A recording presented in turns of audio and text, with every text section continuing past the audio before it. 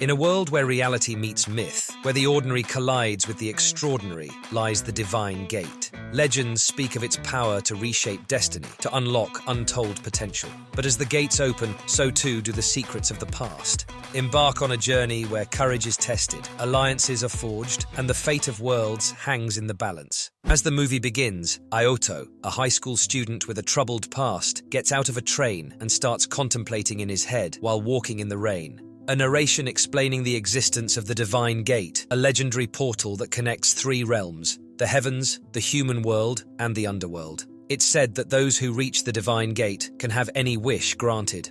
The narrator talks about a girl and a boy who are running toward the gate. They're running to fix things from their past. Ioto got in a tramcar. Then suddenly a man got in and started walking in the tram with his hands glowing. He started screaming, saying that he was going to change the world. He then directed his focus towards a little girl, asking about her perspectives regarding the mystical concept of the Divine Gates. He then starts telling the legend surrounding the Divine Gates, a revered intersection of three distinct realms, imbued with the supernatural ability to fulfill the wish of anyone who got there. Then, the man decided to take the little girl hostage. As tensions reached a boiling point, Ioto stepped into the man, his hands filled with floating water. The man, sensing Ioto's power, lunged forward, intent on silencing this newfound threat. Yet, Ioto remained unfazed. Using his skill with water, Ioto created a shield of ice to protect himself from the attacker's moves. Ioto didn't back down. When the man attacked, Ioto fought back with all his strength. He struck the man so hard that it ended the fight for good. After everything settled, two people showed up. They introduced themselves as the World Council. Then they started asking Ioto questions about what went down, seeing the guy on the ground. But Ioto didn't stick around to chat and started to leave. Midori urged Akane to assist the man promptly, stressing the importance of quick action. She dialed for medical assistance, while Ioto departed through a portal. Soon after, Ioto began experiencing visions of a young girl, who repeatedly spoke to him about the Divine Gate. At the Divine Gate Academy headquarters, there was a report about the attack on a tramcar, where lots of people got hurt. Later, they said the World Council caught the person who did it, and Midori and Akane got all the praise. They said thanks to everyone who cheered for them, then hopped into an elevator. Inside, they started to chat about Ioto, while having a little race, calling him the Water Dude. Midori won the race, and as they stood there panting and stretching, Midori's pet, Metabon, showed up. It played a security camera video showing how the fire user attacked the passengers and how Ioto stopped him. Akane said Ioto's eyes looked icy, but Midori thought they looked like he might be crying. They wondered why Ioto was so different, and Midori asked if he could see the Divine Gate. Akane told Midori to stop obsessing about the Divine Gate. The Knights of Round, a secretive military group, gathered for a meeting to address the tramcar incident. After deliberation, they concluded that the attacker was a demon. As they discussed the motives behind the attack, it was revealed that the assailant was severely injured. One knight defended the attacker, citing his inherent nature, while another labeled him a psycho and clashed with the defender. Arthur intervened to halt the argument and expressed his wish to speak with Ioto, expressing interest in recruiting him to the academy. However, the other knights were not in agreement with this proposition. Akane and Midori were summoned to see their master at school. However, things took a turn when Akane unintentionally referred to their master by a name she disliked, resulting in a punishment. Soon after, they were informed that Arthur wanted to recruit Ioto into the academy, but Ioto declined the offer. Midori felt intrigued by this decision, as she was curious about Ioto. Then, they were informed about Ioto's tragic past, involving the death of his parents. This revelation made Akane suspicious of Ioto. As Ioto walked, he encountered the water fairy, who had come specifically to meet him. She questioned whether he truly belonged in his current school. Attempting to persuade him, she advocated for joining the academy. Despite her efforts, Ioto initially rejected the idea once more. However, after some contemplation, Ioto eventually agreed to join. Ioto visited Arthur at the headquarters, where Arthur reassured him that his past actions were acceptable. Additionally, Arthur provided Ioto with a personal driver. During their conversation, Arthur emphasized Ioto's remarkable power and potential. Akane and Midori spotted Ioto in the lobby and approached him, offering to show him around. Midori tried to convince Ioto of the benefits of joining the academy, but he declined and started to leave. However, Midori's mention of the Divine Gate caught his attention. She expressed her intent to use her powers to reach the Divine Gate and fulfill her wishes. Curious, she asked Ioto if he could see the Divine Gate, but he replied that even if he could, he had no wish to make. Suddenly, Akane brought up the rumors surrounding Ioto being a parent killer. Despite Midori's attempts to reassure him, Ioto admitted to the truth of the rumors and abruptly walked away, leaving Akane and Midori stunned by his confession. As Ioto wandered around the train station, he encountered the mysterious white-haired boy once again. The boy attempted to reassure Ioto, insisting that he wasn't responsible for his parents' deaths. This triggered a series of flashbacks for Ioto, where he remembered his parents praising his brother for his abilities while seemingly overlooking him. Feeling overwhelmed, Ioto stepped outside into the rain, tears streaming down his face. Despite his own pain, he noticed a stray dog and selflessly offered it his meal. Amid his sorrow, his younger brother Ariton appeared. Ariton remarked on Ioto's perceived coldness and callously declared that he wouldn't help him, even if he were capable. With those words, Ariton left Ioto to wrestle with his emotions alone. Arthur sat in his office, his thoughts drifting back to the moment he encountered the Divine Gate and witnessed the devastation it brought. The scene shifts to Akane, who finds himself lost in a dream where he's desperately searching for his deceased father. Suddenly, Midori gently wakes him, concerned as she notices him sweating in his sleep. Worried about his well-being, Midori wonders aloud if Akane's recent behavior stems from something Ioto mentioned in their previous conversation. In his office, Arthur was deep in thought when Loki, his assistant, entered and placed a steaming cup of tea on his desk. As Loki began discussing Ioto and Arthur's apparent interest in him, Arthur's expression shifted to one of annoyance. He glanced at Loki as he left, clearly not in the mood for a conversation about the matter. Ioto sat quietly, feeding two stray cats, lost in his thoughts about the young boy's earlier comments. Suddenly, Midori, Akane, and the Water Fairy approached him, announcing their intention to bring him to the academy. Ioto, however, stubbornly refused their offer. Midori then brought up Ioto's affection for the cats, which seemed to provoke Akane, leading to a heated argument between him and Ioto. Interrupting the tense moment, the Water Fairy urged Ioto to reconsider his decision. After some persuasion, Ioto reluctantly agreed to reconsider. Midori then mentioned something from her past. Frustrated, Akane stormed off, with Metabond, Midori's pet, following close behind. Metabond scolded Akane for his quick temper, leading to a conversation about Ioto. Metabond then brought up Akane's father, the former leader, who was tragically killed in an accident, prompting Akane to reflect on his own past. Midori attempted to justify Akane's behavior, but Ioto simply responded that Akane wouldn't understand him. The Water Fairy and Midori encouraged Ioto to remain optimistic as they began to walk away. However, as they moved on, the young boy reappeared and urged Ioto to follow them. Despite the boy's insistence, Ioto remained reluctant to join them. As Akane encountered a beggar requesting spare change, he reached for his wallet, but was reminded of his recent conversation with Ioto. Instead of giving money, Akane inquired about the beggar's parents. Suddenly, Ioto appeared behind them, and the beggar ran to him excitedly, asking for bread. Ioto told him he could buy it for him, and they started walking. However, Akane couldn't help but criticize Ioto, referencing their earlier discussion about helping only when Ioto felt like it. Akane explained that he also wanted to assist the child, but he was determined to find the beggar's parents too. As they conversed, a patrol from the World Council passed by, reassuring the public of their safety. Akane remarked on this, causing the robot to immediately shut down. Suddenly, Loki took control of the robot, commanding it to attack Ioto and the little boy. The robot transformed its arm into a drill and launched a vicious assault. Terrified, the little boy began to cry, but Ioto comforted him, promising to keep him safe. Akane quickly called the World Council to report the attack, but he was informed that there were no reports of malfunctioning robots. Showing the operator footage of the attack, Akane pleaded for help, and assistance was promised. The boy fled in fear, with Ioto and Akane in pursuit. However, the robot attacked again, causing a building to collapse and blocking its path to the child. The boy's father arrived, calling out to him, but he was paralyzed by traumatic flashbacks. Akane scolded the father for not helping his child, but Ioto defended him, explaining his inability to act due to overwhelming fear. Operators created a neutron zone to contain the attack, while Midori went to aid the others in defeating the robot. Akane urged Ioto to stop the fire, but Ioto disagreed, handing Akane his driver before darting off. Midori and Akane transformed their drivers into tools and launched a joint assault on the robot. Ioto transformed his driver into a sword, unleashing a horizontal strike that caused rain to pour down. Midori rescued the little boy and returned him to safety, but Akane continued to blame the father. Once again, Ioto defended him, explaining the man's paralyzing fear. Finally, Hiroto regained consciousness but hesitated to approach his father. Aoto encouraged the boy to reunite with his father, and Midori shared her own experience of failing to help when needed. With Hiroto finally returning to his father's side in tears, Loki observed the chaos with excitement, his sinister motives hidden from view. Aoto found himself conversing with the little boy within his vision. The boy spoke to Aoto, reassuring him that despite his past and the mistakes he had made, his pure nature remained intact, both in his subconscious and conscious mind. This conversation reminded Aoto of his younger brother. A flashback flooded Aoto's mind, transporting him back to the tragic day of his parents' death.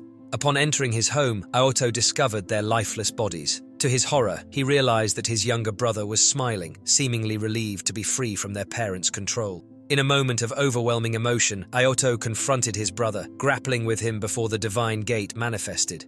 In the chaos, Aoto unintentionally harmed his brother with his water powers.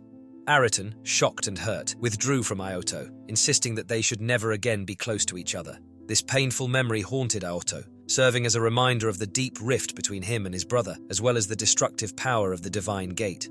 In the headquarters, Arthur slumped onto his couch, feeling exhausted. Suddenly, Santa Claus appeared and placed a crown on Arthur's head. Amused, Arthur inquired about his gift, but Santa simply wished him a Merry Christmas before disappearing. Later, Arthur expressed his happiness to Aoto about his decision to join the academy. Aoto mentioned that Akane and Midori had nagged him into it. Arthur then informed them that they had received a gift from Santa Claus, a key that could unlock the divine gate. Excited by the prospect, the three kids eagerly prepared to venture through the gate. Midori found herself dreaming of a memory where she and her friend Elena attended a festival together. However, upon waking, tears streamed down her cheeks, stirred by the emotions evoked by the recollection. In the headquarters, Oz suddenly appeared. Arthur informed him of the key to the divine gate, but Oz expressed doubt, believing that the council would never approve. Loki scolded Arthur for his actions, but Oz interjected, pledging his full support as long as Arthur remained committed to aiding the vulnerable. Arthur assured both Loki and Oz that there would be spectators for their upcoming endeavor, leaving Loki excited. Midori is fighting with Ginji while everyone is watching. The little boy is next to Aoto, talking to him about Midori. That night, the students prepare a party to welcome Aoto to the academy. Aoto stands there, coldly feeling awkward. Midori offered him a meal, but he rejected it, saying he doesn't eat warm food. The little boy appears and scolds him for rejecting the food. Suddenly, Aoto hears a crash and snaps out of his thoughts. They see a student who dropped her plate, and Midori went there to help. A student approaches Aoto and asks him why he is looking for the gate, but he doesn't answer. The student nags him to share his reason. As he is about to talk, Midori screams her reason. She says he wants to know the truth, and everyone turns to her. She then apologizes and tells them that she would reach the gate before everyone, but one of the students said Midori would fall before she reached the gate, and everyone laughed. Later, most of the students are gone, and Akane and Midori are cleaning. He mocks her for losing rock, paper, scissors. She made the rule about the loser being supposed to clean the venue. Then they start to argue, after he makes comments about the way she is throwing the trash. She tells him he can go home if he is going to nag her. She then tells him she would win if they race and become number one. He asks why she said number one, and she starts having flashbacks of Elena waiting for her. As she is reaching Elena, Midori trips, but Elena saves her from falling. In the school, Midori becomes friends with other students. They invite her to a party, and Midori asks if she can bring her friend, but they didn't want that. Midori tells Elena about the event. Elena is also not enthusiastic about becoming friends with the other girls. She says that Midori is the only friend she needs, and she would prefer if she is Midori's only friend. She wishes they would remain together forever because they need each other. Midori does not accept her proposal, and Elena runs away broken and in tears. Midori texts Elena when she gets home. Midori goes to the summer festival with her new friends, but a news alert about a missing girl causes her to run off searching for Elena. She gets to the mountain where Elena was reported missing and receives a notification from Elena, who says she is going to the gate and she needs only one friend. Midori shared the story of Elena with Akane, expressing her belief that Elena might be at the gate. Unbeknownst to them, Aoto was secretly listening to their conversation, hidden from view. Arthur sat in a meeting with the Knights of Round and announced his intention to embark on a search for the gate with them. Many of the knights pledged their support, eager to join the quest. However, Lancelot expressed his dissatisfaction with Santa Claus's out-of-season present, viewing it as bad news. He walked off in frustration, but Arthur remained confident that Lance would eventually return. Aoto runs a lap around the racetrack at the academy, lost in his thoughts, before the strange little boy appears once again, addressing him about his reluctance to set out for the gate. Aoto confesses that he has no wishes and doesn't desire to go to the gate, but the boy insists that the heart does not lie. Meanwhile, Akane and Midori observe Aoto's behavior from a distance, puzzled by his seemingly one-sided conversation. They cannot see the strange little boy and wonder who Aoto is talking to. Midori decides to take matters into her own hands and heads to a computer terminal to research Aoto's past, hoping to find some way to help him. However, she is unable to access the information she needs, frustrated by the limitations of her access. The Knights of Round observe the development of a new driver with their scientists, discussing its strengths and capabilities with the Council. However, Lancelot expresses anger that they have to rely on autonomous drivers to save the king. He adds that the Knights are more than capable of protecting Arthur without such assistance, before storming off in frustration. Arthur then inquires about Bruna, whom he affectionately calls Shorty. He is informed that Bruna is unwell, adding another concern to the already tense atmosphere among the Knights. As Aoto walks around the academy, he notices a surveillance drone tailing him. Bruno is the one conducting the surveillance, determined to find evidence proving that Aoto killed his father. Meanwhile, Aoto meets with Midori and Akane. Midori expresses concerns about Aoto's involvement with the authorities, prompting them to discuss the restricted access to his information. Aoto becomes angry at the thought of being investigated, but Midori tries to calm him down. Akane steps in, explaining that they are not interested in Aoto's past, but rather in helping him in the present. Midori intervenes further by suggesting a platform for Aoto to write down things he can't talk about. However, Aoto dismisses the idea, claiming he has nothing to write about, before walking away from them, leaving Midori and Akane to ponder their next steps. Midori and Akane wonder why Aoto's information is classified. Then, Midori receives a message from someone claiming they can help her access classified information. Akane grows worried, fearing that someone might be eavesdropping on them. He advises Midori not to respond to the message, but she has already done so. Realizing that the only way to access the restricted information is by using an authorized pass from one of the teachers at the academy, they decide to visit their teacher's room. As they enter, the teacher, Undine, walks in on them. Akane starts mumbling nervously, but Midori quickly thinks of a solution. She distracts the teacher by giving her a gift, allowing them to continue with their plan. Later, they use the stolen pass card to access Aoto's information and find details about the Blue Christmas fire incident that occurred in the past. They discovered that the incident was not as it was reported to the public. Meanwhile, Bruno receives a notification that someone is accessing this information. He suspects Undine of being behind it. Loki receives a call informing him that Schrödinger, a researcher, is missing. Akane and Midori delve deeper into the Blue Christmas incident, questioning if the council covered it up. They uncover the identity of the sole survivor, a girl named Ruri. Ruri had testified that one of the murderers used a blade made of water, leaving them to wonder if it was Aoto. Midori becomes curious about the identity of the other murderer and attempts to access a secret file, but it is barred. Suddenly, several autonomous drivers surround them, and Bruna appears, scolding them for their actions. He is upset about their unauthorized access to sensitive information, adding to the tension of the situation. Midori's question about Brunor's age angers him, but Akane quickly intervenes, explaining that Brunor is part of Arthur's private unit, the Knights of the Round. Brunor agrees to share information about the incident they were investigating. Meanwhile, Schrödinger manages to infiltrate Brunor's secret room and takes control of the surveillance driver. He then sends a message about the Blue Christmas incident that deeply upsets Aoto. Schrödinger then starts narrating the incident. At the mall, a sudden blackout occurs. Unexpectedly, Aoto appears and delivers a speech about the imperfections of the world before he starts indiscriminately killing everyone at the mall. He uses his ice powers to block people from escaping while continuing his rampage. Schrödinger, intrigued by Aoto's actions, expresses a desire to join him. However, instead of welcoming him, Aoto attacks Schrödinger. This unexpected turn of events adds further chaos to the already tense situation at the mall. Schrödinger still thought Aoto was beautiful and called him his first love.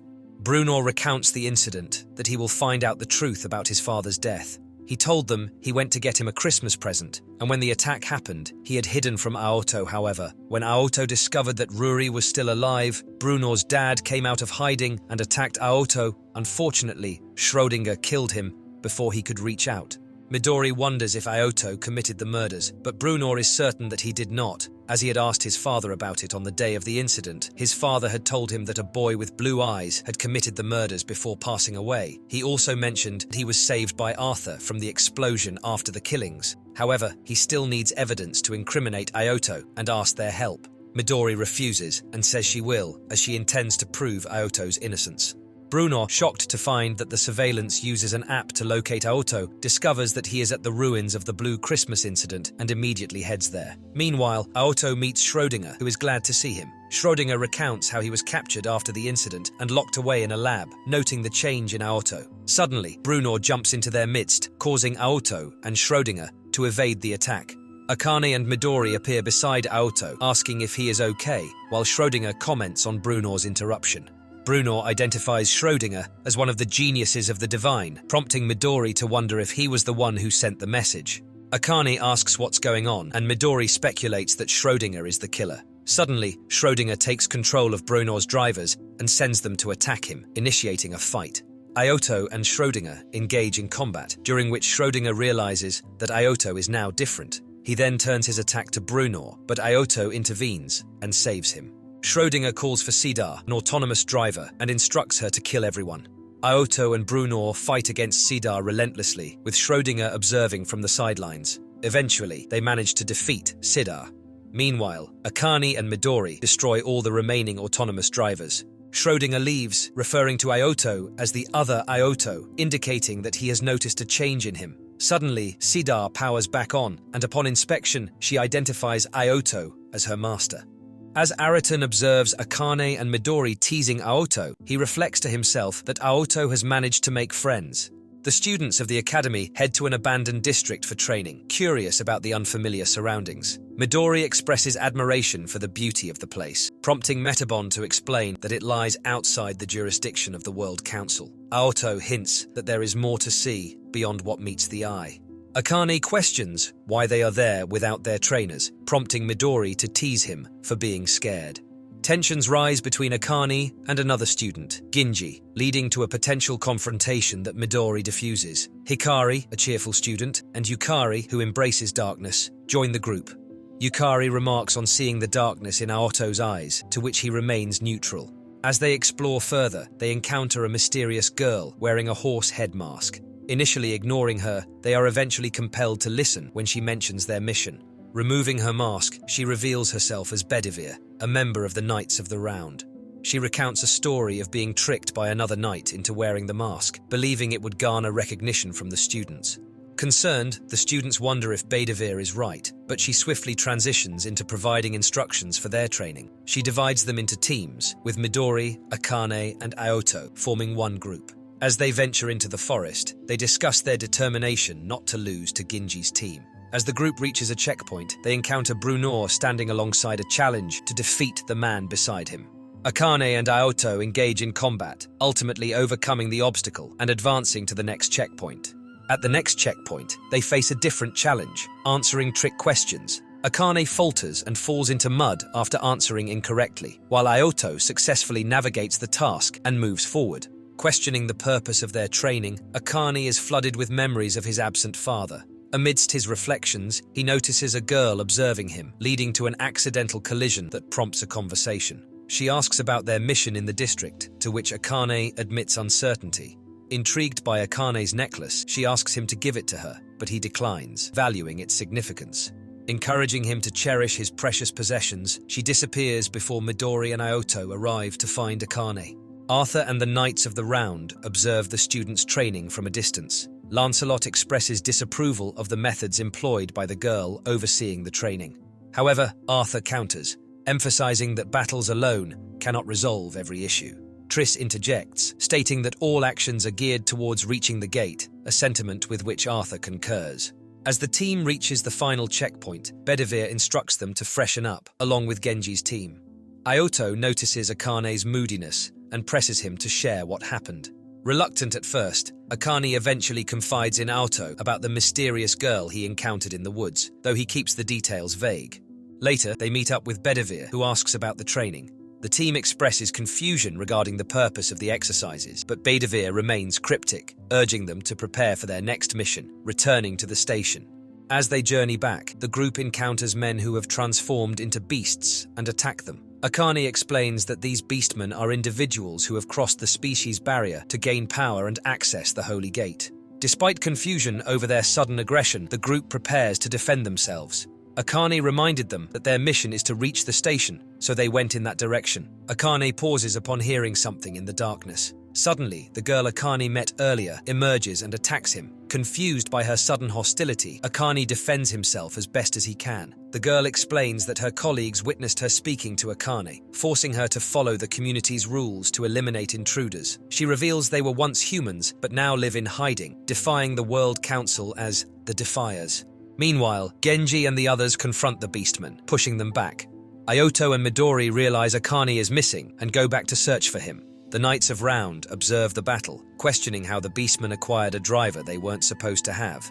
Arthur suggests they might have obtained it from the grimoire. When Triss asks if they should send a rescue team, Arthur orders against it and instructs Bedivere not to assist the students. Loki and Oz appear, criticizing Arthur's plans. Oz argues they cannot reach the gate by leaving a trail of dead bodies, while Loki questions Arthur's decision to burden the students. However, Arthur remains silent and continues to watch the battle. Amid the fight, Akane hesitates to strike the girl, causing her to intensify her attack. She transforms into her beast form, but before she can strike, Aoto and Midori arrive to the rescue. The girl teases Akane about his friends coming to help him. Just as her friends appear and surround the trio, Aoto advises Akane to use words instead of just actions. He shares a personal anecdote about his failure to act and the loss it caused, encouraging Akane to communicate rather than resort to violence. The girl dismisses Akane as naive and attempts to attack again, but before she can strike, Bedivere arrives and swiftly strikes her down. Akane is shocked by the sudden turn of events as the other knights also join in to attack the beast. Loki approached Arthur to discuss the situation with the students. Arthur inquired about the decision of the World Council, but Loki expressed his belief that it didn't matter much, since Arthur had already made up his mind to go to the gate. Loki questioned Arthur's readiness for the responsibilities that come with this decision, to which Arthur reassured him that he is fully prepared and capable of handling whatever challenges may arise. Akane feels a deep sense of remorse and sorrow as he kneels beside the girl, who is bleeding and fading away. He apologizes to her, but she reassures him, expressing no anger towards him, as he had no involvement in her demise. Before passing away, she acknowledges Akane's kindness, leaving him overwhelmed with emotions. As she breathes her last, Akane mourns her death, tormented by thoughts of whether there was anything he could have done to save her. As a child, Arthur had experienced deep loneliness and sadness. However, his life took a turn when he stumbled upon a mysterious door that transported him to Celestia. Lost in this new world, he encountered Santa Claus, who sensed Arthur's sorrow and learned that he was a human who had lost something precious. Santa, moved by Arthur's plight, decided to offer him a gift. While Santa and Arthur were together, Santa's sister Lisa caught sight of them and inquired about Arthur's identity. Santa simply referred to Arthur as a friend. Arthur addressed the World Council, expressing his concern about the chaos and selfishness prevailing in the world. He declared his determination to prevent a recurrence of the tragedy of Blue Christmas at all costs. When questioned by the World Council about his plans to achieve this goal, Arthur revealed that he had assembled a team of adapters who would accompany him on an expedition to the gate. The World Council raised concerns about Arthur's seeming obsession with the gate, but they ultimately promised not to interfere with his aspirations. Despite their reservations, they recognized Arthur's resolve and allowed him to pursue his dreams unhindered. Oz and Loki observed Arthur's meeting with the World Council, speculating about his intentions. Arthur then confided his plans to the Knights of the Round, who unanimously approved. However, Lancelot questioned Arthur's intentions upon reaching the gate. In response, Arthur asserted his goal of restoring the world to its rightful state and harnessing the power of the Holy Divine to rebuild it. Midori won a race against Akane and Aoto. Bronor suddenly appears, instructing them to report to Arthur, who desires to speak with them. Puzzled by this, they ask further, and Bronor discloses that the Knights of the Round intend to claim the Divine Gate. Eager to know if Arthur intends to include them in this endeavor, the kids decide to confront him directly. As they make their way, the little boy reappears before Aoto, questioning his resolve regarding his wish. Aoto, skeptical, but determined, expresses his uncertainty, prompting the boy to delve into the consequences awaiting him and inquire whether he seeks to alter the past or shape the future. Arthur extends an invitation to the children, urging them to accompany him on his expedition to the Divine Gate. He outlines the companions who will join them on this journey. Akane expresses doubt about their ability to reach the gate, but Arthur rebuffs him, emphasizing the importance of belief. He stresses that only those who have faith will be able to participate in the plan to reach the gate. Oz's shock at Arthur's plan contrasts with Loki's nonchalant attitude. Loki is eager to assist without hesitation. When Oz presses for details on Arthur's plan to reshape the world, Loki dismisses his concerns, suggesting that Oz can pursue his own agenda if he doesn't trust Arthur's vision. As Loki walks away, he reflects on his initial encounter with Arthur, where the young Arthur expressed aspirations to become a king who brings peace, rather than a god ruling over the world. Loki proceeds to his secret base and announces to his workers that the time for action has arrived. Meanwhile, Oz prepares his subordinates for the upcoming expedition to the Divine Gate. Midori and Ioto weigh the possibility of joining Arthur on his expedition, recalling Arthur's words about his ambition to become a king and bring happiness to the world. Midori is excited by this prospect and pledges her support, but Akane remains skeptical, questioning whether only the wishes of the first person to reach the gate will be granted. Their advisor reassures them that the wishes of everyone who reaches the gate will be granted, citing the multitude of human desires as the cause of the world's chaos. With their advisor's well wishes, Midori and Ioto join the assembly of adapters summoned by Arthur. The students are surprised by Loki's friendly demeanor, despite his status as a god from Ragnacia, and Oz's reserved nature from Dragtyr, a kingdom of dragons. Akane views Loki with suspicion, while Genji recalls a previous meeting he had with Loki. After the meeting with Arthur, Midori runs a lap around the racetrack, thinking about Elena, while Akane watches her from a platform. Metabond teases Akane about his new state of mind, and Akane mentions that his thoughts are on his dad. Meanwhile, Aoto converses with the strange little boy, who is pleased that Aoto has decided to have a wish.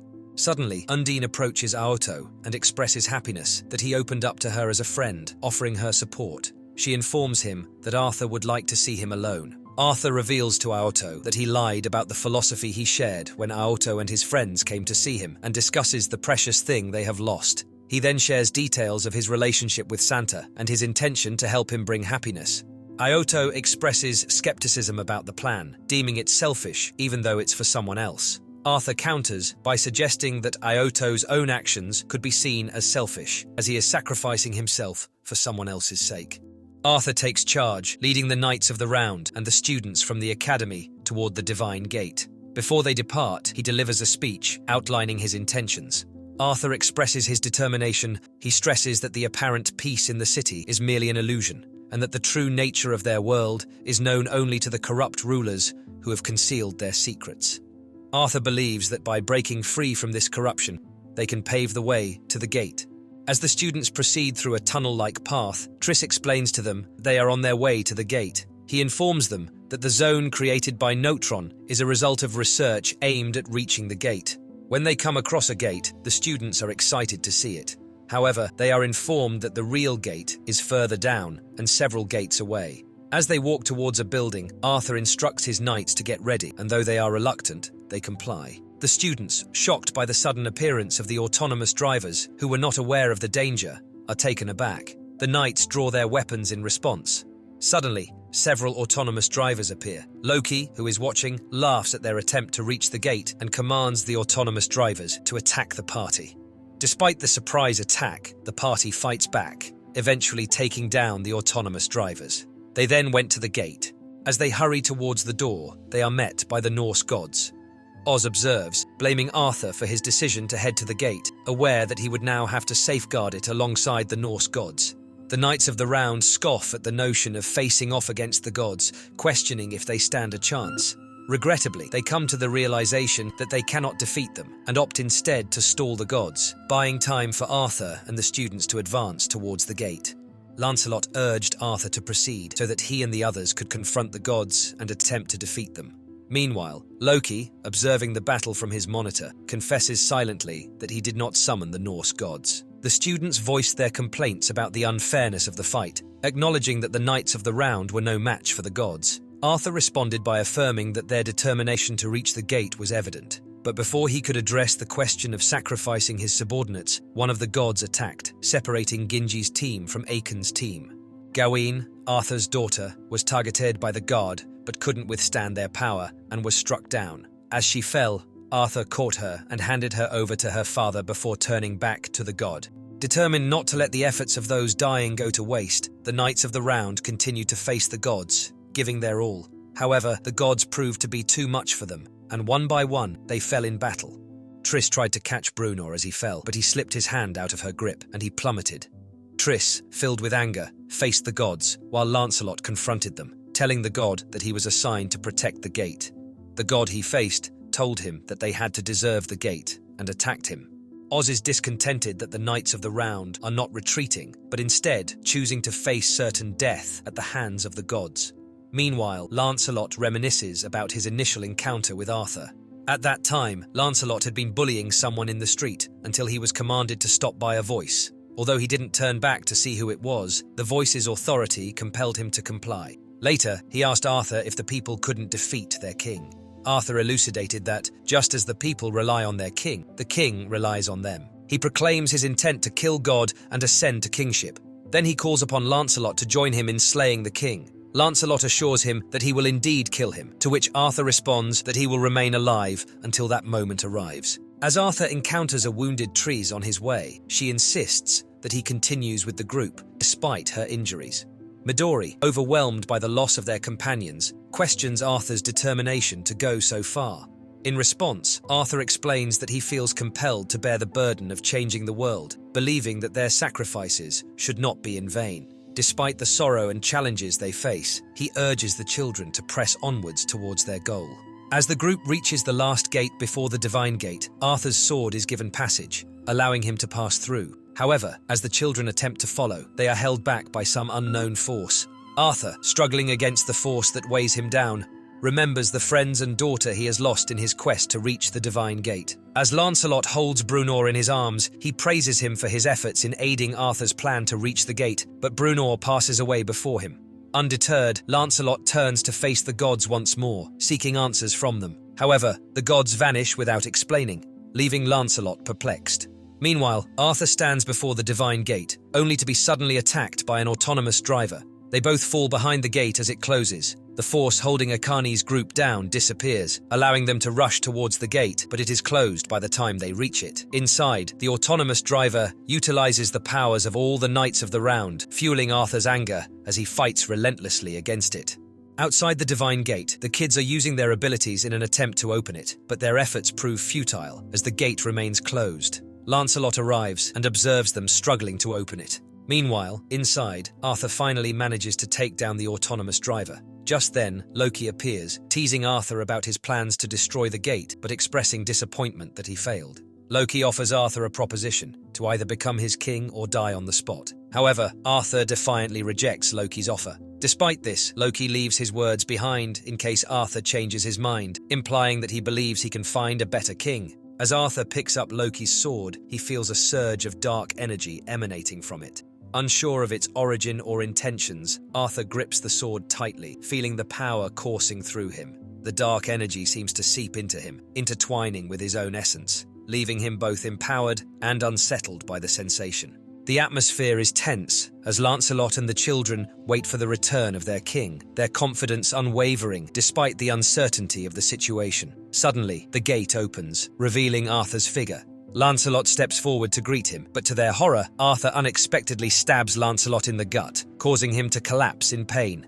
As the children rush to aid Lancelot, the ground beneath them suddenly collapses, plunging them into the depths of darkness. Long ago, humans aspired to rise beyond their station, seeking to transcend their limitations.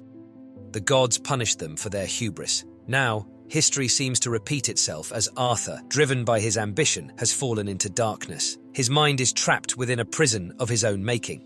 In this state, Loki, ever the trickster, appears before Arthur's consciousness, taunting him with reminders of the events that led to his downfall. Despite Arthur's predicament, Loki can't resist the opportunity to mock him for his lofty aspirations. Loki also reminds Arthur that he granted his wish to become king, a bittersweet reminder of the power and consequences of one's desires. In response to Arthur's actions, the World Council implements stringent measures, including imposing a curfew on the city. Citizens are instructed to avoid being outdoors after 8 p.m. Oz reports Arthur's actions to the Six Saints, but they inform him that he doesn't have the authority to stop Arthur. They then request Loki's presence. When Loki arrives, he announces that Arthur and the Knights of the Round are dead. Later, Oz questions Loki's truthfulness about Arthur's death, but Loki evades the question. He reminds Oz of their past conspiracy against the Six Saints, suggesting they are in the same situation. Despite Loki's attempts to distract him, Oz remains concerned about the students from the academy and reveals to Loki that they were killed by the Norse gods that Oz released. The students' advisor meets them in a secret location where Midori greets them with a hug. Metabond appears and teases Akane and Ioto, but they are eager to know what's happening in the city. They discover that the World Council has suppressed information about the expedition to the tower, and the public remains unaware of what occurred. However, the World Council is keeping a close watch on the students. The advisors provide the students with medicine, including some to treat Hikari. The students call for Santa Claus, who was hiding in an inner room during the advisors' visit, seeking his advice. Santa advises them to lay low. They discuss the Divine Gate incident, and Genji asks if Akane's group truly witnessed Arthur killing Lancelot. The students confirm it and mention that Loki was present. They are unsure about the truth, and Santa advises them not to trust Loki. Hikari hesitated to trust Santa too, but she was reminded that Santa had helped when she was wounded and unable to move while the autonomous drivers were attacking. Santa destroyed the drivers and made ways for them to pass through. Genji thanked Santa for the help, but asked why he decided to help them. Santa tells them it's because of the promise he made to Arthur. He recalls a time when Arthur was younger and took him and his sister Lisa to witness the sunrise over a river. Loki enters his secret base and congratulates his lackeys, informing them that they are preparing for another showdown. He taps a man on the shoulder, revealing that it is Dad, who has been missing for a long time. Loki then sees a girl named Shakespeare seeking entertainment from Loki, who promises her a tragedy she will love.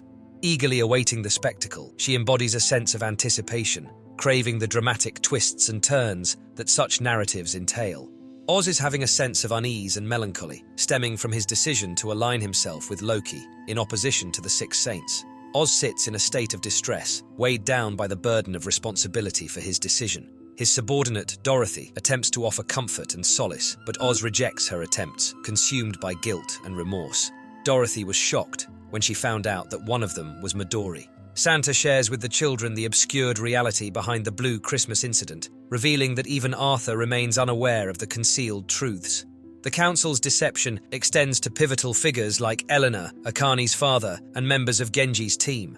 The revelation leaves the children astonished and eager to uncover more, but Santa himself is bereft of answers due to Loki's manipulation of information. Santa, adept at outmaneuvering Loki's surveillance, has uncovered Loki's control over the Council, in cahoots with the geniuses of the divine. The children struggle to digest this startling revelation, prompting questions about Loki's intentions. Santa speculates that Loki's ultimate goal may involve resetting the world.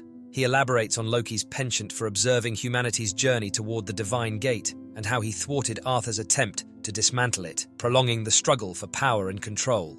Hikari queries Santa about his intentions for the future, to which he responds enigmatically, indicating that whoever ultimately reaches the Divine Gate will hold the power to shape the destiny of the world. Santa declares his intention to rescue Arthur and requests the children's assistance. Overcoming their initial shock at the audacious proposal, they inquire why Santa wants their help. Santa responds by revealing that Arthur specifically chose them for this task. The boy appeared before Arthur once more, pressing him to choose between altering the past or shaping the future. Aoto, unsure of his decision, the boy told him he must decide. Aoto felt conflicted, unsure of which path to choose. Genji came and called him for a meeting. Genji declared his intention to return to the council, and he was supported by Yukari and Hikari. Midori voiced her disagreement, but they defended their choice, citing their lack of trust in Santa. Aoto reminded them of the consequences of being seen as Arthur's accomplices, yet Genji insisted they needed to seek the truth from the council. Akane proposed returning to the Divine Gate, undeterred by the deaths of the Knights of the Round.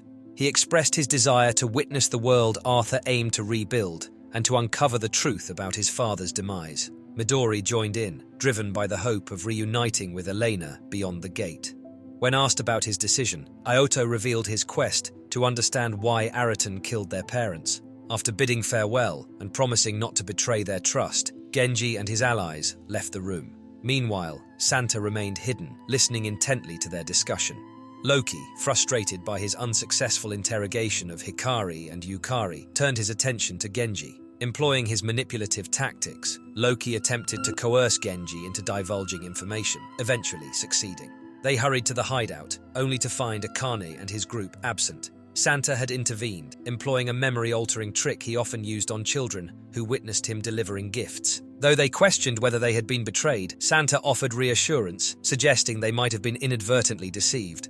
Loki pressed Genji about his intentions, to which Genji cryptically responded with assurance of his plan. In a cunning move, Genji deceived their advisors into revealing Santa and Akane's group's whereabouts. Feigning urgency, Genji convinced the advisors that the council had discovered Santa's group, urging them to intervene. As the advisors rushed to the location, they unwittingly fell into Genji's trap. Utilizing Notron's teleportation abilities, they were transported into the zone while Loki surrounded the hideout with autonomous drivers. Realizing they were cornered, Genji urged the group to surrender peacefully. Meanwhile, Santa presented the children with a crucial choice: proceed with their plan or return to the council. Resolute, the children affirmed their commitment to seeing the plan through. Santa intervened, confronting the autonomous drivers to allow Akane and his group, along with the advisors, to escape through an underground passage. Loki instructed Shakespeare to use her magic pen to begin a tragedy play. A bright light then engulfed Akane's group in the tunnel, causing panic among the advisors outside. The advisors were gripped with panic as they scoured the area, unable to locate the children. Shakespeare, a girl in possession of a divine pen, wielded her mystical tool under Loki's influence to script a tragedy. She transformed the people's once profound love for Arthur into bitter hatred, imbuing him with immortality but at the cost of being consumed by darkness. In a bewildering turn of events, Midori and Iota found themselves thrust into an unknown and perilous location, relentlessly pursued by autonomous drivers. Lost and disoriented, they exchanged anxious glances, their minds clouded with confusion. Suddenly, amidst the chaos, Loki's voice pierced through the turmoil, unveiling his presence. As they grappled with this revelation, a gaping chasm tore open in the earth, swallowing them whole into the abyss of darkness. Loki and Shakespeare, reveling in their sinister collaboration, eagerly continue to weave intricate tragedies for the children, each twist designed to plunge them deeper into despair. As the children are ensnared by Shakespeare's magic, they find themselves separated and thrust into different theatrical settings, each one more surreal than the last. In this bizarre stage, the audience, seemingly entranced, begins to applaud the unfolding drama. Frustrated by the strange turn of events, Akane confronts Loki, demanding an end to the manipulation. However, he finds himself thwarted by a formidable magical barrier. Undeterred by Akane's protests, Loki prompts Shakespeare to keep going, and she introduces new characters into the unfolding drama, each tailored to torment the children further. Ioto is confronted with Hamlet, Midori with Macbeth, and Akane with Othello. Bewildered by the sudden appearance of these characters, the children struggle to comprehend their roles in this twisted narrative.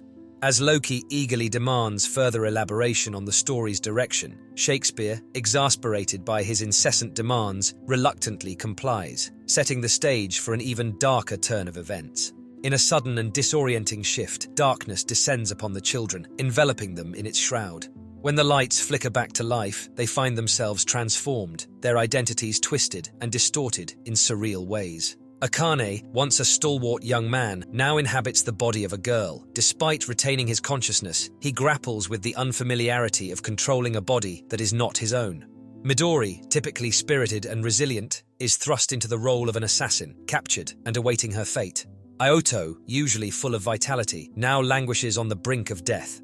As they come to terms with their altered selves, the children find themselves plunged into a nightmarish reality, each facing challenges that test their resilience and fortitude in ways they never imagined. Shakespeare, with her mystical pen, weaves a tragic tale for Akane, ensnaring his heart in a twisted web of love and betrayal. In her narrative, Akane finds himself deeply enamored with his father, a bond that brings comfort and solace amidst life's uncertainties. But the tranquility of this familial affection is shattered when his father introduces other women into their home, disrupting the delicate balance of their relationship. As these new mistresses enter the scene, Akane's world spirals into chaos. He becomes a helpless witness to his father's infidelity and the mistreatment inflicted upon him by these interlopers. Metabond, observing Akani's suffering from a distance, feels a pang of anguish at his friend's plight, yet finds himself bound by his own constraints, unable to intervene and offer solace. Meanwhile, Ioto and Midori, trapped in their nightmarish scenarios, endure their forms of torment. Isolated and vulnerable, they grapple with their problems. Akane begins to hope for a better life after receiving a letter stating that the prince is holding a ball to find a bride.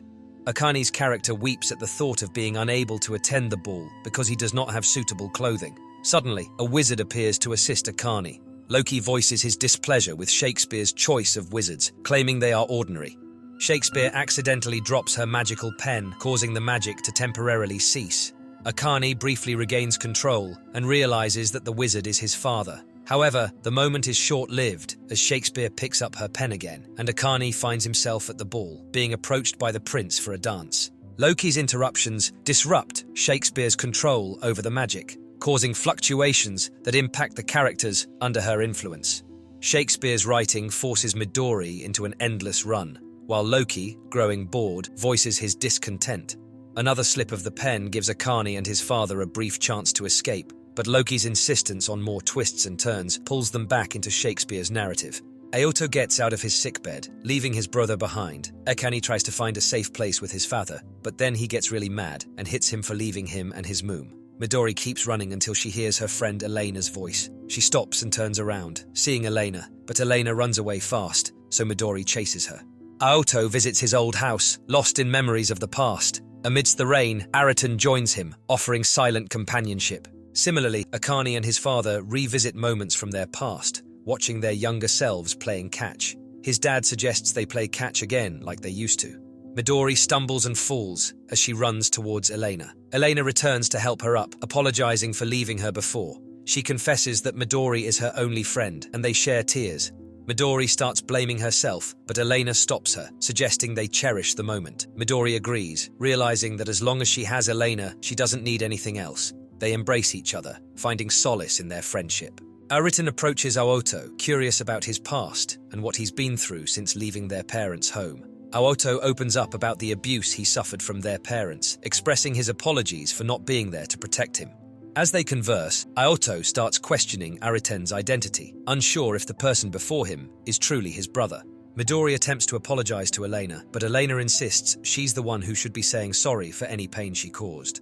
Elena reaffirms that Midori is still her best friend, just as she promised in the past. Midori then brings out something from their shared past, expecting Elena to recognize it. However, Elena doesn't, surprising Midori because Elena used to know everything about their shared belongings. On the other hand, Akane and his dad engage in a conversation about their dreams. Akane's dad reveals that his dream was simply to play catch with Akane. Akane then reminded him of his research, and that was his only dream. His father responds with a somber truth. A dream remains a dream because it's something that may never come to fruition. Akane realizes that this man isn't truly his father, and he questions how his real father could have pursued his dream. The three children suddenly realize they've been deceived. The individuals they've been interacting with are none other than the characters Macbeth, Hamlet, and Othello, brought to life by Shakespeare's pen. Shakespeare, taken aback by the unexpected turn of events, panics as her play deviates from her original script. However, Loki reassures her, finding the unpredictability of the unfolding drama intriguing. He reveals the real-life counterparts of the characters her actors portrayed and informs her that they are arriving to carry on the work she began. Shakespeare becomes enraged, but Loki swiftly subdues her, putting her to sleep once more. Loki transports the children to a new location, ominously declaring that they will soon be overwhelmed by despair. Loki taunts Arthur within his own mind, probing the depths of human nature, while Arthur silently endures atop the tower within the zone. Loki continues his torment by revealing Santa's purported plan to rescue Arthur. However, Arthur warns Loki to tread carefully, cautioning that things don't always unfold as expected and that Santa is not easily manipulated. Loki counters by reminding Arthur of the Norse gods and questions Santa's ability to contend with them in a battle. He attempts to extinguish Arthur's hope by recounting how these very gods were responsible for the demise of Arthur's knights of the Round Table, suggesting that a world shaped by Santa's influence awaits them all. Ioto awakens in a mysterious location, a path leading to the divine gate stretching before him. There, he encounters a peculiar little boy who warns him of the tower they're in, urging them to depart swiftly to evade the watchful eyes of the Norse gods. Meanwhile, Akane traverses a different area, searching for Ioto and Midori. Suddenly, he finds himself under attack by autonomous drivers, forcing him into a frantic flight for survival. In another part of the realm, Midori wanders through a serene garden, the tranquility shattered by the distant sounds of conflict. Drawn to the commotion, she hurries towards it, only to collide with Elena, leaving her utterly stunned. Akane tries to fight the drivers, but there are too many. Suddenly, his dad appears and destroys them. At first, Akane thinks his dad might be fake, like in The Illusion, but his dad proves he's real by using his power to defeat more drivers. Outside the tower, the advisors try to figure out how to rescue the children as soon as they can. Midori, distrustful of Elena's authenticity, prepares to confront her, but Elena readies herself to defend against Midori's attack. Meanwhile, Akane confronts his father, demanding proof of his reality.